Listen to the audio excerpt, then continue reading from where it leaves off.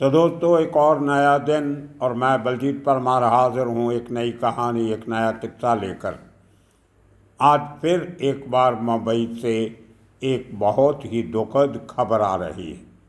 2 दिन पहले हमने आपको बताया था एक वो दर्दनाक किस्सा, जहाँ पर एक पत्नी अपने प्रेमी के साथ मिलकर अपने ही पति का कत्ल करवा देती है, अपनी सास का कत्ल करवा देती है। किसके लिए?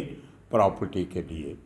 और आज इसी किस्म का एक और दर्दनाक, बहुत दुख पहुंचाने वाला किस्सा सामने आया है, जहां एक बेटे ने अपनी ही माँ को बुरी तरह पीट पीट के मार दिया, सिर्फ इसलिए कि उस माँ का उसके नाम पे जो एक बहुत कीमती फ्लैट था, 15 करोड़ से ज़्यादा उसकी कीमत बताई जा रही है, उस फ्लैट को हथियाने के लिए अपनी ही माँ को मार डाला।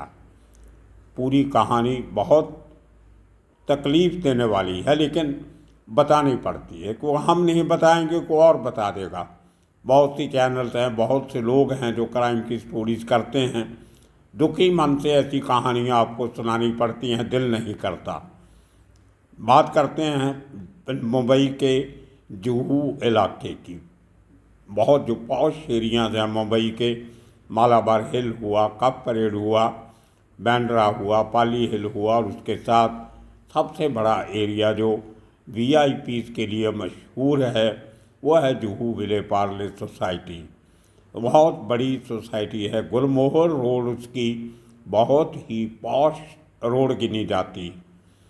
ये वो इलाका है जहाँ पे जितेंद्र, धर्मेंद्र और बहुत से बड़े बड़े एक्टर, प्रोड्यूसर, डायरेक्टर, राइटर और बड़े बड़े इंडस्ट्रियलिस्ट, बिजनेसमैन, कारोबारी लोग रहते हैं।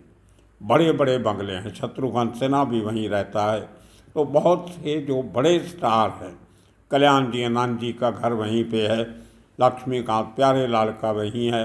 तो बहुत सारे इंडस्ट्री से जुड़े लोग उस इलाके से रहते हैं।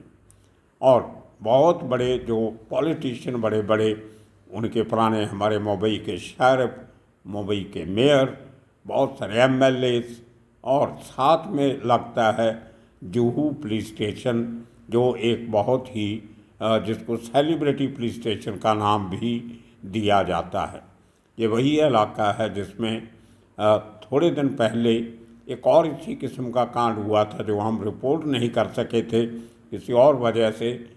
आज दूसरा इस किस्म का जुहू से ही किस्सा आया, जिसकी तरतीब अगर आप सुनेंगे तो बहुत हैरान करने वाली है। ये औरत, जिसका नाम है वीना कपूर, पंजाबी फैमिली है, और इनका पति की डेथ कुछ साल पहले हो जाती।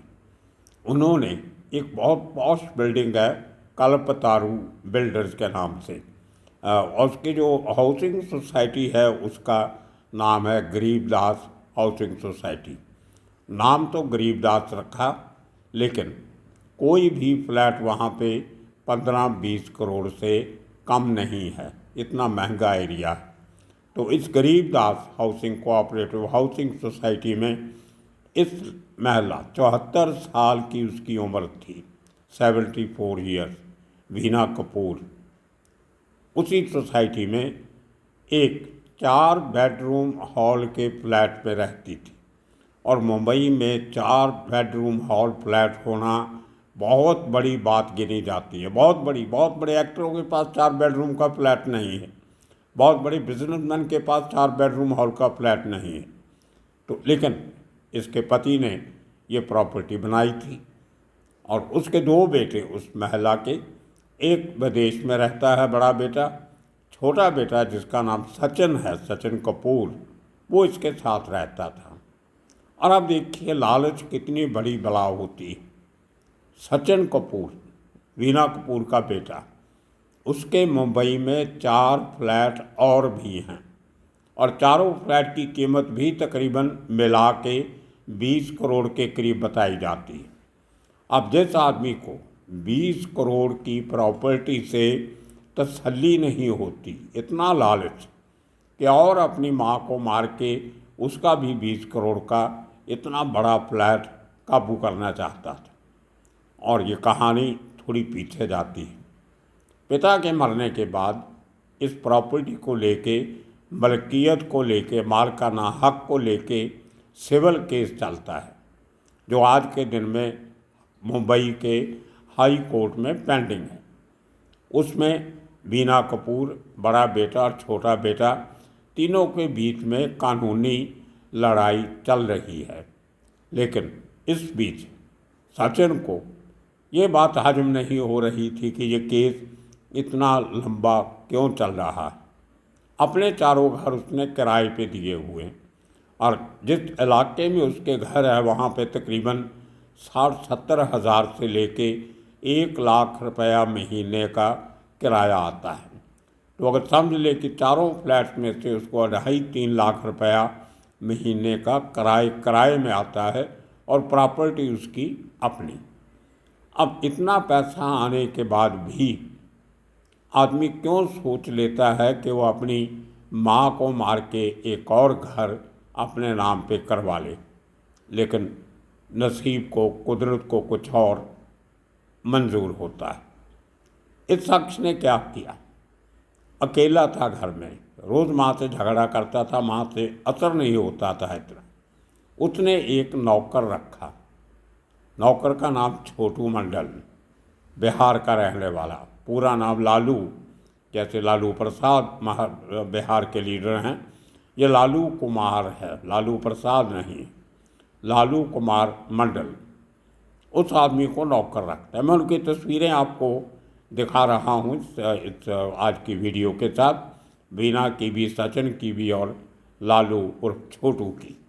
ये तस्वीरें भी आप उनकी देख सकते हो।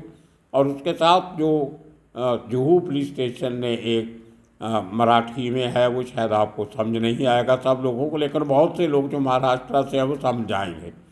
पूरा उस जो FIR का जो ब्यौरा है वो जुहू पुलिस स्टेशन के जो पुलिस निरीक्षक हैं, सीनियर इंस्पेक्टर ऑफ पुलिस हैं मिस्टर अनिल कुमार वर्तक, उन्होंने इशू किया है।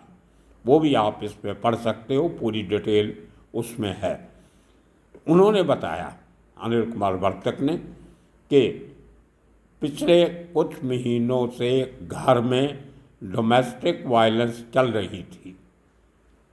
सचिन अपनी माँ की पिटाई करता था नौकर के साथ मिलके, उससे तंग आके। हालांकि माँ ने बहुत बार पुलिस स्टेशन जाके शिकायत की, लेकिन सचिन हर बार ये कह के बच जाता था कि हमारा केस तो ऑलरेडी हाई कोर्ट में चल रहा है, तो मेरी माँ मुझे जानबूझ के तंग कर रही है, इसमें कोई क्रिमिनल एलिमेंट इन्वॉल्व नहीं है, ये प्योर एंड प्योर एक सिविल केस है। अब पुलिस वाले भी क्या करें, जब केस चल रहा है वो भी थोड़ा अटक जाते हैं। काम करना तो कोई चाहता नहीं, तय तक कोई पहुंचना नहीं चाहता। किसी ने कोई दखल नहीं दिया। उसके बाद पिछले महीने 23 तारीख को, 23 नवंबर को, वीना कपूर के एक वकील हैं, उनका नाम है अनिल लाला। तीनों, आज के इस कहानी में 3 नाम है, तीनों के पहला जो नाम है वो अनिल है। तो अनिल लाला जो है, उन्होंने एक लेटर लिखा अपनी क्लाइंट वीना कपूर के नाम से जुहू पुलिस स्टेशन के इंचार्ज को, कि बहुत बार कंप्लेंट करने के बाद भी मेरी क्लाइंट जो एक सीनियर सिटीज़न है उसकी तकलीफ़ें कम नहीं हो रही, उसके साथ शोषण किया जा रहा है, मारपीट की जा रही है, उसकी जान को खतरा है और उसको डर है कि उसको मार दिया जाएगा। ये बात 23 नवंबर की है, पिछले महीने की। लेकिन पुलिस स्टेशन से कोई जवाब नहीं आता। 30 तारीख को, एक हफ्ते के बाद, 30 नवंबर को, लाला, एडवोकेट लाला फिर एक दूसरा लेटर पुलिस स्टेशन को लिखते हैं, जिसमें वो 10 एग्जाम्पल देते हैं कि किस तरीके से मेरी क्लाइंट वीना कपूर को तंग किया जा रहा था। उसमें 10 उदाहरण दिए हैं उन्होंने, 10 कारण बताए, जिनमें कुछ कारण ऐसे थे जैसे रात को, आधी रात को, जब मुंबई में, आपको शायद मालूम होगा बहुत सारे दर्शकों को, कि भले नॉर्थ इंडिया में इतनी सर्दी चल रही है, मुंबई में इतनी ठंड नहीं होती, इन दिनों में भी रात को पंखा एसी चलाना पड़ता है। तो वो औरत 74 ईयर ओल्ड, जिसने सारी उम्र अपनी आराम की पति के साथ ज़िंदगी गुजारी, हर कमरे में एसी लगे हुए हैं, पंखे लगे हुए हैं, तो नौकर था जो, वो आधी रात को एसी बंद कर देता था। उसके कमरे के जितने कनेक्शन है इलेक्ट्रिक वो बंद कर देता था। ना पंखा चलता था, ना बल्ब जगता था, ना एसी चलता था। तो बुज़ुर्ग औरत को आधी रात को उठ के देखना पड़ता था कि क्या हुआ, मेरा ये सब क्यों बंद हो गए उपकरण सारे। उसके बाद वो शख्स उसके गैर हाजिरी में, जब वो लेडी कहीं हॉल में बैठ के टीवी देखती थी, जब कुछ किचन में काम करती थी, तो इसके बेडरूम में जाके जो पानी की सप्लाई होती है, सिंक के नीचे एक नलका होता है जिसको बंद कर दो सिंक में पानी नहीं आता, दूसरा नलका बंद करो तो कमोड में पानी नहीं आएगा। तो इस किस्म की हरकतें वो करता था उस लेडी को तंग करने के लिए। रात को फ्रिज बंद कर देता था ताकि सुबह तक जो सामान पड़ा है वो ख़राब हो जाए। दूध वाला आता था लेके घंटी बजाता था, मना कर देता था दूध नहीं चाहिए। इस तरह से धोबी आता था कपड़े प्रेस करने वाला, उसको मना कर देता था। तो इस किस्म की बातें जिससे लेडी को बार बार तंग किया जाता था। एक इंटरकॉम भी था उसके कमरे में लगा हुआ, जो नीचे सिक्योरिटी गार्ड कैबिन के साथ होता है कि आपको कोई मिलने आया है तो इंटरकॉम पे इतला की जाती है। वो बार बार जाके कहीं दूसरे रूम के इंटरकॉम से फ़ोन करना और लेडी को डिस्टर्ब करना, तंग करना, परेशान करना, ये बातें नौकर से करवाता था उसका बेटा सचिन। क्योंकि अगर वो खुद ऐसे हरकतें करता तो उसकी और शिकायतें पुलिस स्टेशन में होनी थी। अब नौकर के खिलाफ वो लेडी क्या कंप्लेंट करे, उसको पता नहीं क्या हो रहा है। वो तो फिर अपने बेटे का नाम लेती थी कि इसने किया। तो ये चक्कर चल रहा था इन दिनों से। और अचानक 30 तारीख को दूसरा लेटर लिखा जाता है, जब वो लेटर एक लेडी असिस्टेंट पुलिस इंस्पेक्टर वहाँ पे मौजूद थी पुलिस स्टेशन। उसने जब औरत का मामला देखा तो उसका ज़मीर जागी। उसने इसकी तहकीकात करने की कोशिश की। मुंबई में एक असिस्टेंट पुलिस इंस्पेक्टर नाम की पोस्ट होती है जो सब इंस्पेक्टर के ऊपर होती है और इंस्पेक्टर के नीचे होती है। Assistant inspector of police, API, assistant police inspector कह देते हैं उसको, सीनियर पोस्ट होती है।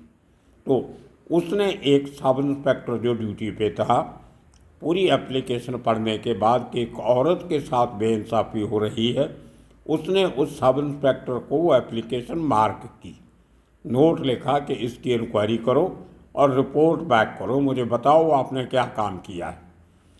आप देखिए कि 30 नवंबर से 6 दिसंबर तक एक हफ्ते के करीब वो सब इंस्पेक्टर कोई काम नहीं करता।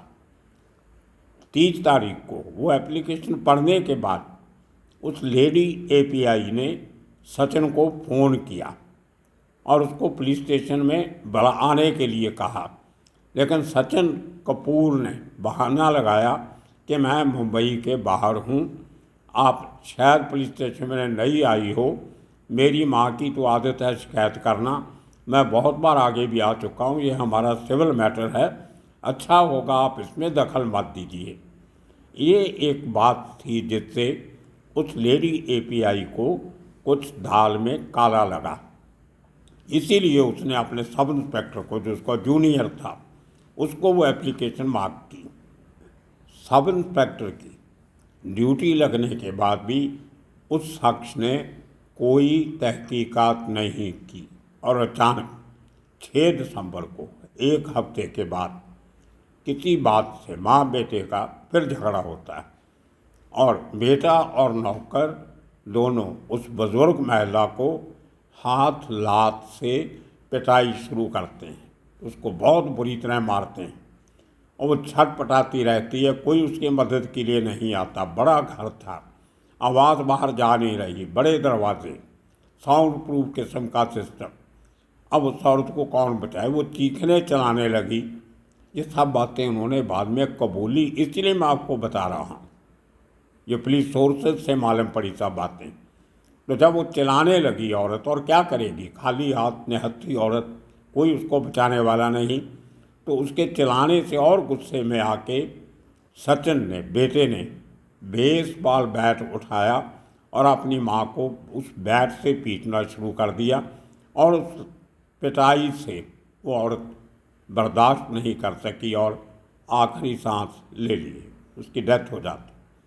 अब देखिए, इतने क्रिमिनल माइंड बेटा अपना खून हो सकता है, नौकर तो उसका तो कुछ रिश्ता ही नहीं है। ये दोनों उसकी लाश को एक प्लास्टिक की थैली में डालते हैं, उसको एक बड़े कार्डबोर्ड जो गत्ते का बना हुआ बॉक्स होता है उसमें डालते हैं, और उसको दोनों आदमी लिफ्ट से उतार के अपनी गाड़ी में रखते हैं। और मुंबई से बाहर एक छोटा सा हिल स्टेशन है रायगढ़ डिस्ट्रिक्ट में, जिसका नाम है माथेरान। बहुत मशहूर टूरिस्ट स्पॉट है। माथेरान के रास्ते में, बहुत ऊंची पहाड़ी है वो, और रास्ते में से एक ऐसी जगह पे गाड़ी रोकते हैं जहाँ नीचे बहुत गहरी एक खाई थी और नीचे एक छोटी सी नदी चल रही थी। तो अपनी गाड़ी में से इधर उधर देख के, आंख बचा के, उस बॉक्स को जिसमें लाश होती है उसको नदी में फेंक देते हैं ऊपर से। यहाँ नहीं, उसके पहले, घर से चलने के पहले उनको इस बात का इल्म होता है कि हमारे घर में तो हर कमरे में सीसीटीवी कैमरा लगा हुआ है। जब उनको इस बात की याद आती है कि कहीं कल को इंक्वायरी हो गई तो हर सीसीटीवी कैमरा में हमारी ये हरकत माँ को पीटते हुए मिल जाएगी। तो अब घर के मालिक थे, वो भी मालिक का बेटा था, उसको मालूम था उसका डीवीआर कहाँ है, डिजिटल जो वीडियो रिकॉर्डर था, उसको निकाला जाता है जिसमें घर के सभी कैमराज की रिकॉर्डिंग थी। उसको निकाल के भी एक थैले में डाल के साथ में ले जाते हैं, और लाश के साथ साथ वो डीवीआर भी नदी में फेंक देते हैं, और बड़े आराम से 6 तारीख को वापस आ जाते हैं। अब देखिए मुलजिम पकड़ा कैसे जाता है।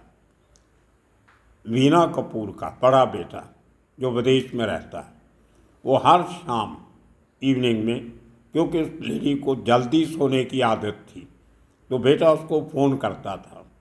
तो 6 तारीख को उसने बहुत बार फ़ोन करने की कोशिश की, लेकिन उसके माँ का मोबाइल नंबर नहीं लगा। शायद उस बेटे की सचिन से नहीं बनती होगी, इसलिए उसने अपने भाई को फ़ोन नहीं किया कि माँ का फ़ोन नहीं लग रहा है। दूसरे दिन सुबह अर्ली मॉर्निंग फिर उसने ट्राई किया, लेकिन माँ से फिर बात नहीं, तो उसने सोसाइटी के वॉचमैन को फ़ोन किया, जिसका नंबर उसने लेके रखा हुआ था, सिक्योरिटी वाले को। उसने बताया कि माता जी कल शाम से नज़र नहीं आई हैं। उसको शक हुआ।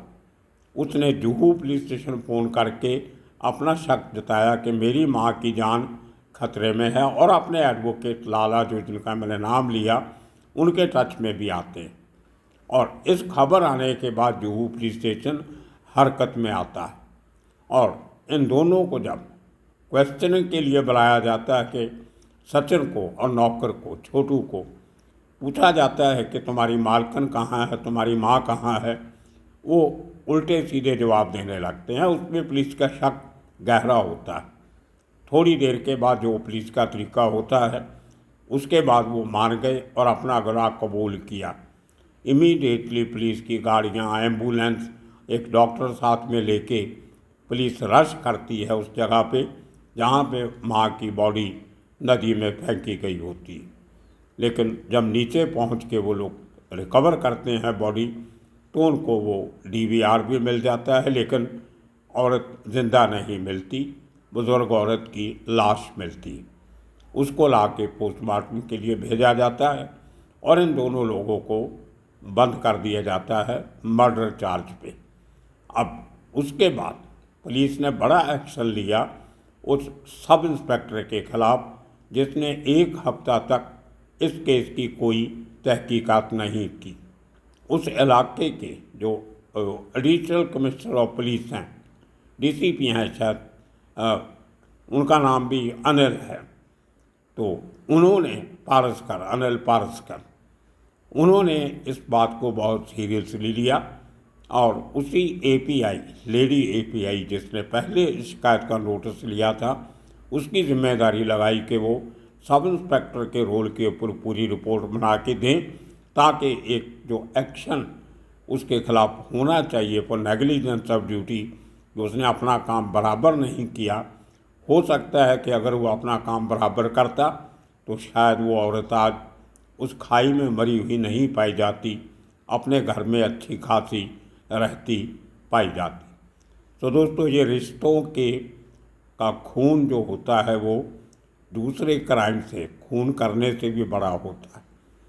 अपनी माँ को मारना एक नहीं, दो खून है। एक माँ के दूध का खून है, ममता का खून है, और एक उसका जो कत्ल किया उसका खून है। आने वाले दिनों में इस किस्म के किस्से कहानियाँ लेके फिर हाजिर होगी। तब तक के लिए आप सबका बहुत बहुत शुक्रिया, धन्यवाद।